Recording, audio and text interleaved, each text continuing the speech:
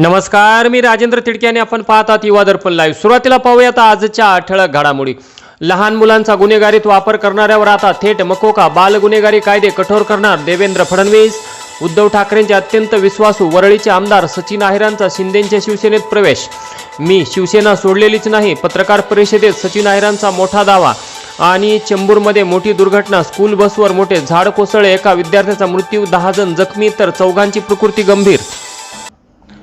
आणि आता बातमीपत्र बीड जिल्ह्याचं आणि राज्यातील इतर घडामोडींचं सविस्तर। दिनांक 29 जून 2026 रोजी बीड जिल्हा स्काउट गाईड भवन येथे मुख्य शिक्षण अधिकारी श्रीमती प्रियाराणी पाटील व अप्पर पोलीस अधीक्षक श्री समीर शेख यांच्या मार्गदर्शनाखाली बीड शहरातील सर्व मुख्याध्यापक आणि प्राचार्य यांची विद्यार्थ्यांच्या सुरक्षेसंदर्भात महत्त्वपूर्ण बैठक आयोजित करण्यात आली। यावेळी शिवाजीनगर पोलीस ठाण्याचे पीआय श्री शीतलकुमार बल्लाळ यांचीही उपस्थिती होती।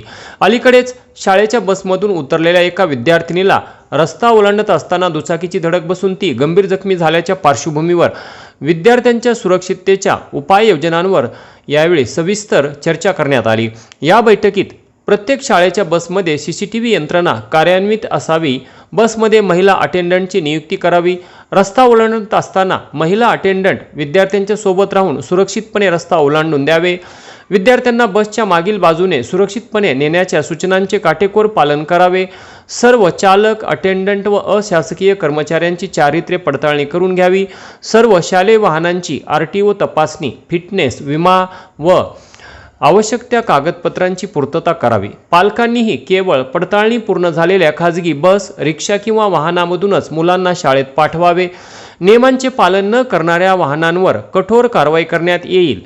यावेळी अप्पर पोलीस अधीक्षक समीर शेख यांनी विद्यार्थ्यांची सुरक्षा ही सर्वांची सामूहिक जबाबदारी असल्याचे सांगून शाळा प्रशासन, पालक आणि पोलीस यांनी समन्वयाने कार्य करून सुरक्षित शालेय वातावरण निर्माण करावे असे आवाहन केले।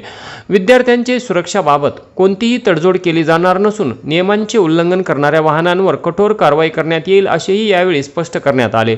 शिक्षणाधिकारी श्रीमती प्रियाराणी पाटील यांनी प्रत्येक शाळेने दामिनी पथक व स्थानिक पोलीस अधिकाऱ्यांसोबत समन्वयासाठी व्हॉट्सॲप ग्रुप तयार करून सुरक्षेसंदर्भातील कोणतीही घटना किंवा माहिती तात्काळ शेअर करण्याच्या सूचना देण्यात आल्या।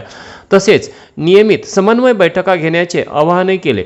यंदाही कॉपीमुक्त अभियान प्रभावीपणे राबविण्यात येणार असून प्रत्येक शाळेने पालक बैठका घेऊन विद्यार्थी व पालकांमध्ये जनजागृती करावी। तसेच परीक्षांमध्ये प्रामाणिकपणा, शिस्त व पारदर्शकता राखण्यासाठी आतापासूनच आवश्यक ती तयारी करण्याच्या सूचनाही यावेळी देण्यात आल्या।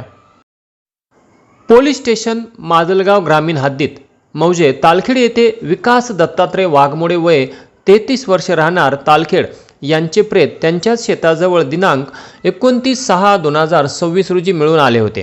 त्यावरून माजलगाव ग्रामीण पोलीस ठाणे येथे गुन्हा रजिस्टर नंबर 293/2026 कलम 103(1) BNS अन्वये खुनाचा गुन्हा दाखल झाला होता।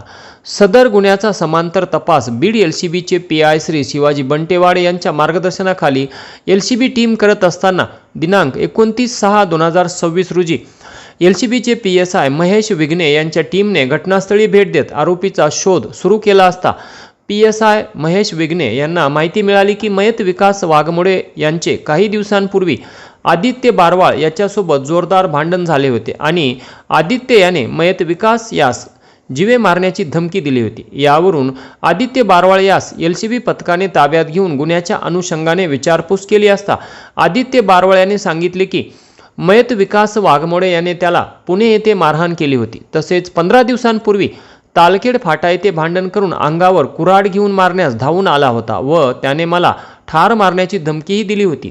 या दोन्ही भांडणांचा राग मनात धरून मी विकास याचा दिनांक 28/6/2026 रोजी रात्री 11 वाजण्याच्या सुमारास त्याचा गावातून पाठलाग करत त्याच्या मागे मागे त्याच्या शेताकडे जाणाऱ्या रस्त्याने जाऊन त्यास एकटा गाठून त्यास अडवून त्याच्या पोटावर 2 व गळ्यावर 1 चाकूने तीक्ष्ण वार करून त्यास ठार केले व घरी आलो असे सांगितले।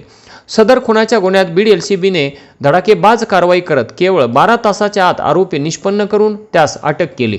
सदरची कामगिरी पोलीस अधीक्षक श्री नवनीत कामत, अप्पर पोलीस अधीक्षक श्रीमती चेतना तिडके, डीवायएसपी ऋषिकेश शिंदे यांच्या मार्गदर्शनाखाली बीड एलसीबीचे पीआय श्री शिवाजी बंटेवाड, माजलगाव ग्रामीण पोलीस ठाण्याचे प्रभारी पीआय विजय कुमार रामोड, पीएसआय महेश विघ्ने, बाबासाहेब घोडके, महेश जोगदंड, जफर पठाण, दिलीप गीते आणि गणेश मराडे यांनी मिळून केली। रोहित दादा, तुम्ही पवार घराण्यातले, आता तुमच्याकडे राज्य काहीतरी आशेने बघतंय। तुम्ही तुमच्या मतदारसंघामध्ये ओबीसीचे खूप मतदार आहेत। तुम्ही असं जातीपातीच्या राजकारणाकडे न बघता तुम्ही आदरणीय खासदार पवार साहेब यांच्यासारखं सर्व राज्याला किंवा सर्व समाजाला सोबत घेऊन काम करण्याचा प्रयत्न केला पाहिजे।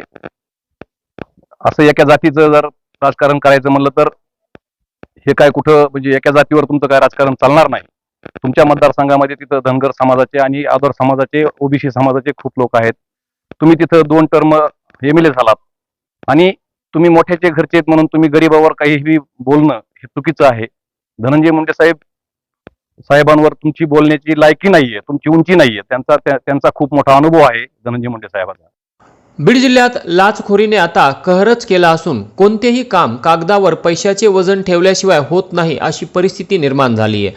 आज मंगळवार दिनांक 30 जून 2026 रोजी जालना एसीबीच्या पथकाने बीडच्या माजलगाव येथे एकाच कारवाईत सहकार विभागातील 3 लाचखोरांना लाच घेताना रंगेहात पकडण्याची कारवाई केली।